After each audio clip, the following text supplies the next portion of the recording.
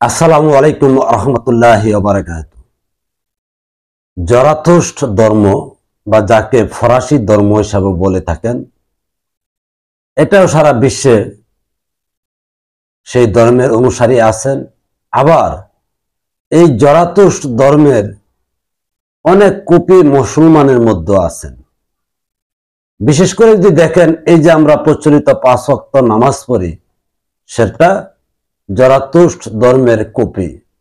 আবার এই যে মেরাজের যে গল্প কাহিনী আমরা শুনি বা বলি, বিশেষ করে আমরা মুসলিম সম্প্রদায়, সেখানে কিন্তু এই জরাথুস্ট্র ধর্মের গল্প কাহিনীগুলি সবচেয়ে বেশি ঢুকেছেন।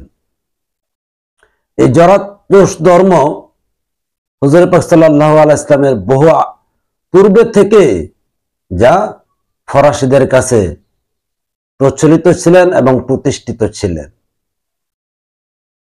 এখন এই জরাথুস্ট্র ধর্মের অনেক কিছুই আমাদের মধ্যে সংমিশ্রণ ঘটেছেন, যেমন ঘটেছেন ইরানি ধর্ম থেকেও।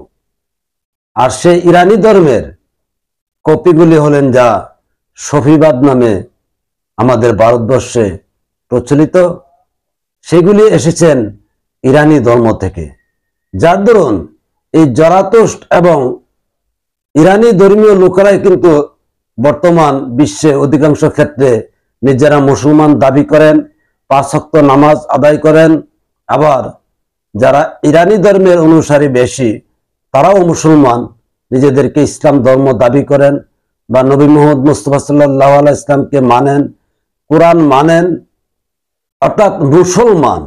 কিন্তু বাস্তবতায় গিয়ে দেখেন, কেউ কারোর সাথে কোনো ধর্মীয় রীতিনীতির বা আচার অনুষ্ঠানের কিংবা ইবাদত বন্দেগীর কোনো কিছু মিল নেই।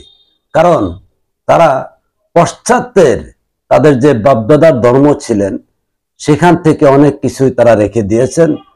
আর হযরত মুহাম্মদ মুস্তাফা সাল্লাল্লাহু আলাইহি ইসলাম যে কোরআন দিয়ে গেছেন, তা সকল ধর্মের মূল যে বিষয়গুলি, অর্থাৎ আল্লাহর একাত্মবাদ এবং আল্লাহর নৈকট্যতা এবং আল্লাহর নির্দেশে এই মানব জাতি কিভাবে পরিচালিত হবেন, সেই সার সত্যটা কোরআনে দেখিয়ে গেছেন এবং হযরত মুহাম্মদ মুস্তাফা সাল্লাল্লাহু আলাইহি ওয়াসাল্লাম প্রতিষ্ঠা করে গেছেন।